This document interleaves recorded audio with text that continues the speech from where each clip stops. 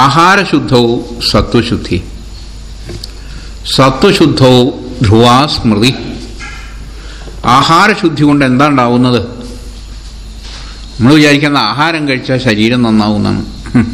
അത് മാത്രമേ ഞാൻ എന്നുള്ളതിനെ വെച്ച് സങ്കല്പിച്ചിട്ടുള്ളൂ. അതുകൊണ്ടാണ് അങ്ങനെ പറയുന്നത്. ആഹാരം കഴിച്ചാൽ ദേഹം നന്നാവും. ദേഹം മാത്രമല്ല, മനുഷ്യൻ മനസ്സോ അതെന്തുകൊണ്ടാണ് നന്നാവുക? അതും ആഹാരം കൊണ്ട് തന്നെ. എവിടെയാണോ മനസ്സിരിക്കുന്നത്? ദേഹത്തിൻ്റെ ഉള്ളിൽ. അപ്പോൾ ദേഹത്തിന് എന്തെങ്കിലും കൊടുത്തു കഴിഞ്ഞാൽ അത് മനസ്സിനും കിട്ടും. വെള്ളം പാത്രത്തിൽ ചൂടാക്കുന്നു. വെള്ളം ചൂടായി എന്നേ പറയാറുള്ളൂ, പാത്രം ചൂടായി എന്ന് പറയാറുള്ളൂ. അപ്പോൾ ഈ പാത്രം വെള്ളം ഒപ്പാണ് ചൂടാകുന്നത്. അതുപോലെയാണ് എന്ത് നമ്മൾ ശരീരത്തിന് കൊടുക്കുന്നോ അതിൻ്റെ ഒരു ഭാഗം മനസ്സിനാ പോകണം.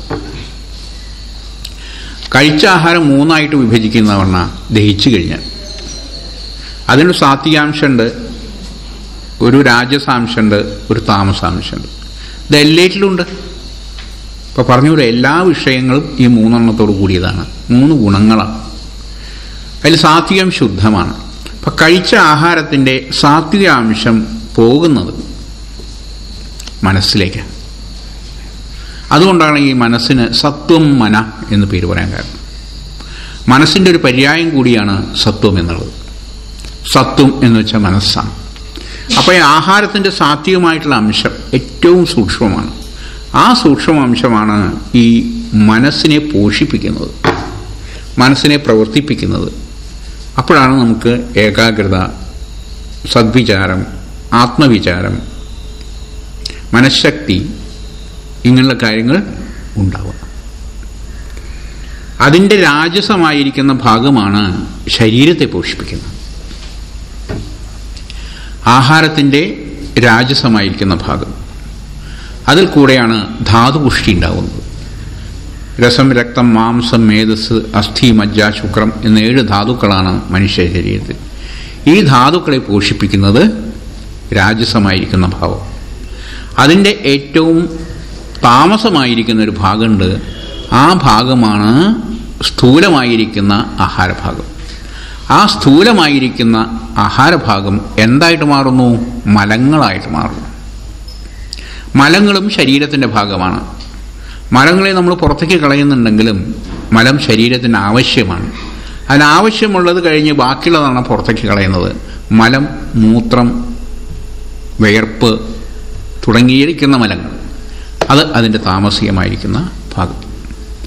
അപ്പോൾ ഈ ആഹാരത്തിൽ തന്നെ സാത്വികാംശം അധികമുള്ളത്, സാത്വികാംശം കുറഞ്ഞത്, രാജാംശാംശം അധികമുള്ളത്, താമസികമായിരിക്കുന്ന അംശം അധികമുള്ളത് എന്ന ഭേദങ്ങളുണ്ട്. അങ്ങനെ താമസികമായിട്ടുള്ള അംശം അധികമുള്ള ആഹാരങ്ങൾ, മാംസഭക്ഷണാദികൾ, അതിനെക്കൊണ്ട് എന്താ സംഭവിക്കുക? മനസ്സ് സാത്വികത്തെയാണ് എടുക്കുന്നതെങ്കിലും താമസികമായിട്ടുള്ള ഒരു ആഹാരത്തിലുള്ള സാത്വികാംശം വളരെ കുറവായിരിക്കും. അപ്പോൾ താമസികമായിട്ടുള്ള ഭാവങ്ങളാണ് മനസ്സിലേക്ക് പോവുക. അപ്പോൾ എന്താഹാരമാണോ നമ്മൾ കഴിക്കുന്നത് അതിൻ്റെ സ്വഭാവം എന്താണോ ആ സ്വഭാവമാണ് മനസ്സിന് വരിക.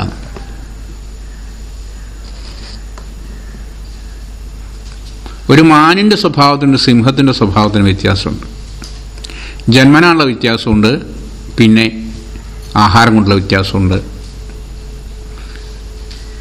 അപ്പോൾ ഏത് തരത്തിലുള്ള ആഹാരം കഴിക്കുന്നു, എത്രയോ ശുദ്ധമായിരിക്കുന്ന ആഹാരം കഴിക്കുന്നു, അത്രയാണ് മനസ്സിന് പുഷ്ടി ഉണ്ടാകുന്നത്. പിന്നെ എത്ര കുറച്ച് ആഹാരം കഴിക്കുന്നു അത്രയാണ് മനസ്സിന് പുഷ്ടി ഉണ്ടാകുന്നത്. എത്ര കുറച്ച് ആഹാരം കഴിക്കുന്നു അത്രയാണ് ശരീരപുഷ്ടി ഉണ്ടാകുന്നത്. കൂടുതൽ ആഹാരം മലാണ്. വേണ്ടതേ ശരീരം എടുക്കൂ. അധികം എടുത്താൽ അത് മലമായിട്ടാണ് തീരുക. അപ്പോൾ ധാതുക്കൾക്ക് മാലിന്യങ്ങളാവുന്നു കൂടുക. ആ ശരീരം കൊണ്ട് അധികകാലം ജീവിക്കാൻ പറ്റില്ല. മാലിന്യം കൂടുതലായി കഴിഞ്ഞാൽ ആ ശരീരം കൊണ്ട് അധികം ജീവിക്കാൻ പറ്റില്ല. അപ്പോൾ അല്പാഹാരി, അല്പമായിരിക്കുന്ന ആഹാരമാണ് വേണ്ടതെന്ന്. അപ്പോഴാണ് ദീർഘജീവിതം ലഭിക്കുക. കൂടുതൽ ആഹാരം കഴിച്ചാലില്ല. തീയിൽ കൊണ്ടുപോയിട്ട് കൂടുതൽ വറകിട്ടാൽ തീ കെട്ടുപോവുക ചെയ്യുക. അതിൽ പാകത്തിന് കൊടുത്തു കഴിഞ്ഞാലാണ് അത് നന്നായിട്ട് കത്തുക. വളരെ കുറച്ചേ കൊടുത്തോളൂ വെച്ചാൽ വേഗം കഴിയും. അധികം കൊടുത്തിട്ടും കാര്യമില്ല, പാകത്തിന് കൊടുക്കണം. ആ പാകത്തിന് ആഹാരം കഴിക്കലാണ് എൻ്റെ ശരിയായിട്ടുള്ള വിധി. അതാണ് പറഞ്ഞത് ദ്വാവംശം പൂരയെ തന്നെ എന്നാണ്. വയറിൻ്റെ പകുതി വരെയാണ് അന്നം കഴിക്കാൻ പാടുള്ളൂ. 1/4 ഭാഗം വെള്ളം കുടിക്കാം, 1/4 ഭാഗം വായുവിനായിട്ട് ഒഴിച്ചു വിടണം. ആ വായുവിന് ഒഴിച്ചു വിട്ടാൽ മാത്രമേ അത് ശരിയായിട്ടുള്ള ദഹന പ്രക്രിയ നടക്കുള്ളൂ. ഇതിനെല്ലാം തത്വങ്ങളുണ്ട്. നമ്മൾ വയറ് നിറച്ചുകൊണ്ട് കഴിച്ച് ശ്വാസം വിടാൻ പറ്റാതെയാവും, പിന്നെ ശ്വാസം നിൽക്കും. ഇതാണ് സംഭവം. പിന്നെ നേരെ നിദ്രയിലേക്കാണ്.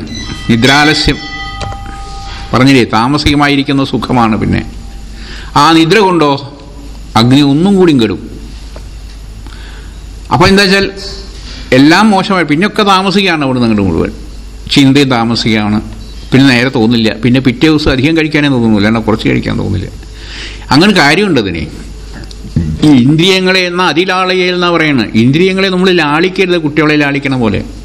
അതിനെ നമ്മൾ ലാളിക്കാൻ തുടങ്ങിക്കഴിഞ്ഞാൽ അത് അബദ്ധവും. ഇന്ദ്രിയങ്ങളെ അതിലാളയിൽ അധികം ലാളിക്കരുത്, അതിനെ തിരിച്ചെടുക്കാൻ പറ്റില്ല. പിന്നെ ആഹാരം നമ്മൾ കുറച്ച് കൂടുതൽ കഴിക്കാൻ തുടങ്ങിയാൽ പിന്നെ നമുക്കതിനെ കൺട്രോൾ ചെയ്യാണ്ടേ പോകും. കൂടുതൽ കഴിച്ചു പോകും. ഉറക്കം എങ്ങനെയാണ്? ഇന്നിപ്പോൾ 5 മണി വരെ ആവാമെന്ന് വിചാരിച്ചാൽ നാളെ 6 മണി വരെയും കൊണ്ട് തുടങ്ങും. നേരത്തെ എണീക്കലും തോന്നില്ല ഒരിക്കലും. നിദ്ര അങ്ങനെയാണ്. വിഷയസുഖങ്ങൾ സേവിക്കുന്നിടത്തോളം വർദ്ധിക്കുന്നതാണ്. അതുകൊണ്ട് അതാണ് ഈ ഇന്ദ്രിയങ്ങളെ ഒതുക്കൂ എന്ന് പറയാൻ കാരണം.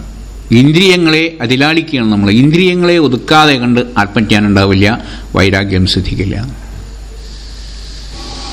അപ്പോൾ ഈ രജസ് തമസ്സുക്കളെ എല്ലാ വിഷയങ്ങളിലും അറിയണം. അതിൽ നിന്ന് ചില ഉദാഹരണങ്ങൾ മാത്രമേ ഇവിടെ തന്നിട്ടുള്ളൂ. എല്ലാ സത്വരജസ്തമങ്ങളെയും പറയാൻ സാധ്യമല്ല. അതിനുള്ള ചില ഉദാഹരണങ്ങൾ മാത്രം. ഇപ്പം കർമ്മത്തിനെ പറ്റി പറയുകയാണെങ്കിൽ,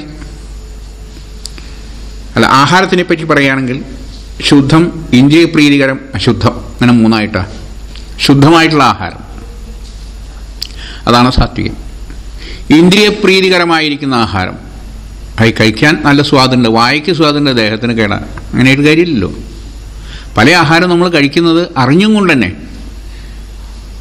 നാക്കിന് സ്വാദുണ്ട് എന്നുള്ളതുകൊണ്ട് മാത്രം. ഈ സ്വാദ് നാക്കിൽ മാത്രമാണ്.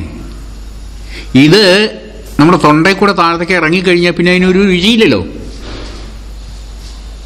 അങ്ങനെ നമുക്കതിനെ സ്വാധീനിക്കാൻ കഴിയില്ല. നമ്മുടെ നാക്കിന് വെച്ചാൽ ഭേദം വായലിട, കുറച്ച് കഴിഞ്ഞാൽ തുപ്പിക്കളായിരിക്കും ഭേദം.